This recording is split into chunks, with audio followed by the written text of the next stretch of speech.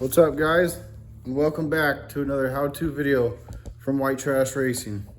Today I'm going to show you how to change your CV axle on your Dodge Charger. Okay, I've seen a guy that unbolted the wheel bearing and stuff like that. That's going to take you way too long. Plus, I'm sure half of you people don't even have that special tool to unbolt the wheel bearing.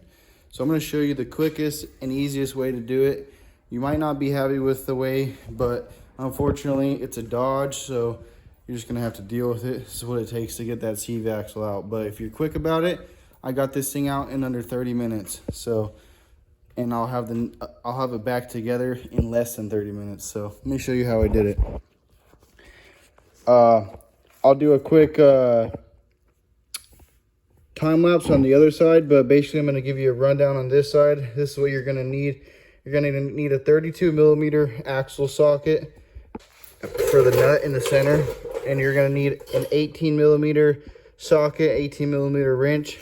You're going to need this, it's a 12mm Allen socket. That's going to be for the big bolt down here at the bottom. Anyways, once this is all together, you're just going to start unbolting all the arms. I started with this one on the side, and then your sway bar, and then I unbolted this one. And actually I unbolted these last, but you might as well just unbolt them first because I thought I might be able to swing the bottom out, but that proved to be a little bit more difficult. But I still do think it's possible. If you could pry the bottom out while still leaving these tops connected, you could probably swing it out and get it out that way. But might as well just do it this way because, you know, it's just time and it unbolts pretty easily. So next thing, you're going to unbolt this arm down here, and then you're going to want to remove your brake caliper and the rotor. Okay, and then you're going to need to unbolt this e-brake cable, but you do not have to disconnect it. So after that, when you pull it back on it and you get this CV axle pulled out all the way, let me put this out there too. If you're strong enough, you might be able to pull the CV axle out, but I wasn't strong enough to pull down on it and pull the CV axle out with my other arm. But I have a couple friends that probably could. So what I did instead was I just took my pry bar, because I had already unbolted this bottom bolt right here, and I pried it out a little bit. I don't want to come all the way out because it's a pretty tight fit, you're going to come to find out. And I don't want to deal with having to try to get that back in there because I could tell it's such a tight fit. So once I pulled it out halfway, I was able to pull it down a lot more and then pull the CV axle out easy. And then in order to get it out of the transmission, you're just going to take a pry bar like this. My bad, differential. And you're going to come under here, right? And then you're just going to pry like this between the differential and the CV axle, and it'll pop out. See, just like that. You might want to get a bucket under there to catch any oil that could drain out. But so that's pretty much it. We'll do a time lapse on the other side and show you exactly what that looks like taking it apart. All right, guys, for this arm right here, when you're putting it back on, depend on who put your arms on last, but this one was really tight. It had a lot of pressure pushing back up on it, so I couldn't hold it down and put the bolt in at the same time. So I did, I took a strap right here, and I ran it around right there, and then I pushed down on that, pulled on the strap to hold it down while I put the bolt in. So that's how you guys can do that top arm, and this one too. But this one's not very hard. You should be able to just do that one by hand. It depends. If your bushings are all blown out, this won't apply to you. But if your car is really good condition and your bushings are still real fresh, they're going to be real hard to push down probably.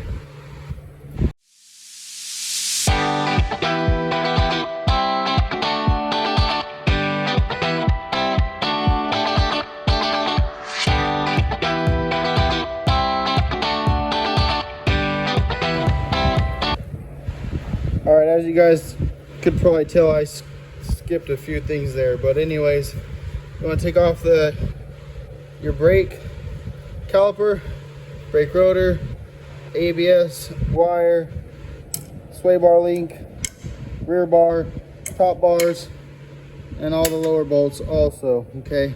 Once you get to that point, and you take the axle loose, you're gonna see you just can't quite get it out, right?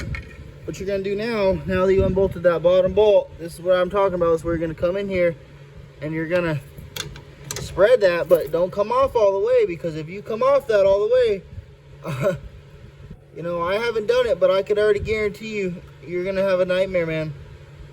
Don't come off of that thing all the way. See how I just pulled it back a little bit? You see that? Now I'm gonna be able to pop that right out. It's gonna give me more room to pull it down, and that 1/2 inch coming over is just enough to get that axle out and get it back in. So now I'm gonna pull that axle out. I'm gonna pop it out like I showed you from the backside with this pry bar, and then I'm going to go ahead and swap the axle, put the new one in, and reverse everything I just did, put it back together.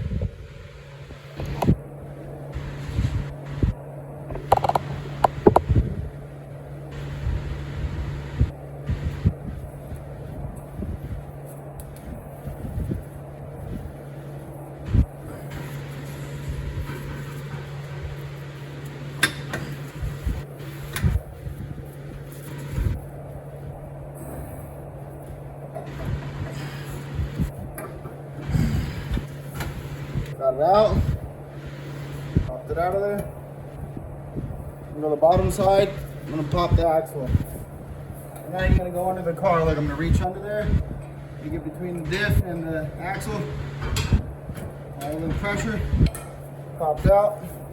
When you lift that, take that axle out, you want to support the axle, because when the axle's coming out, if it catches a seal on your differential, that's gonna cost you the price of the seal and the time it's gonna take to remove and install that. So make sure you apply weight up and support the axle. This is a really heavy axle, so when it comes out, don't let it catch that seal.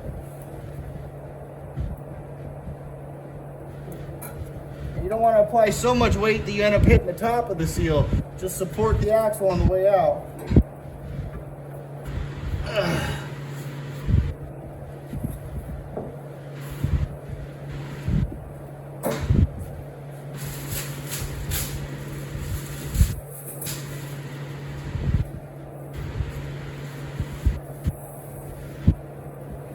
We got our new CV axle right here from AutoZone.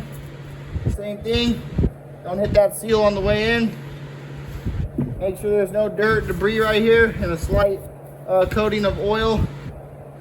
If yours didn't come coated in a little bit of oil, make sure you put a little bit of oil. I also like to wipe the inside of the seal in the differential, make sure it's not torn or it doesn't have dirt inside the lip.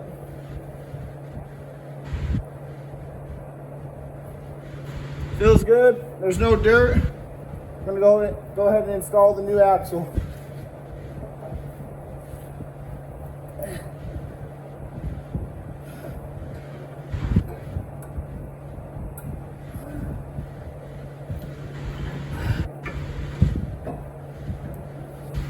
Once you get it in there, you're gonna want to turn it a little bit until you feel the teeth lock into the differential. After that,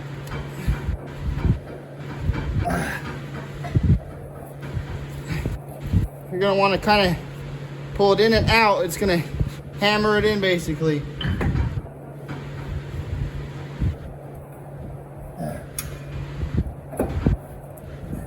Once you pop it in like that,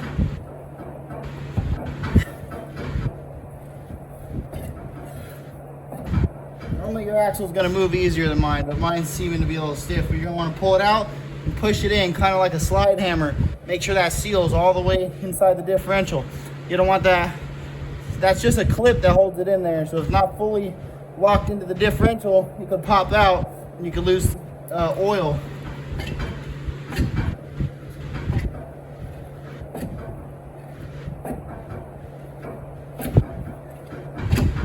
Other thing you can do is you can hit it with a hammer, but there's no point to do that, or a rubber mallet or something. But now just apply pressure upwards, put it in the spindle right there.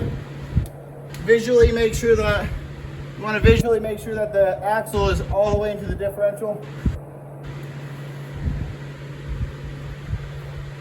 Ours are all the way in, so we're gonna go ahead and just reverse what we just did.